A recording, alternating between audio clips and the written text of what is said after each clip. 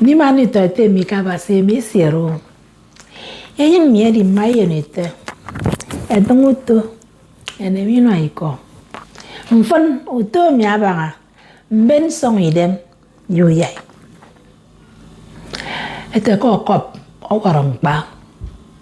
Suap yan song. Iragama.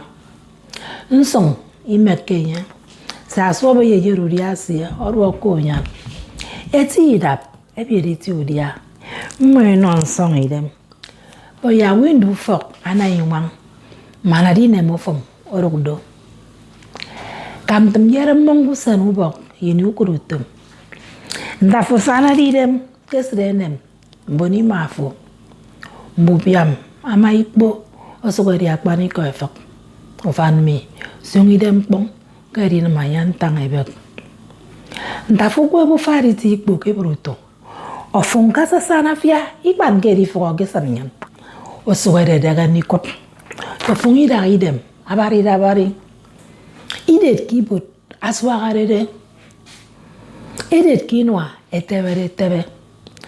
Mbaru korowo enyong ide kaka. Nsuru fok awak dem bio.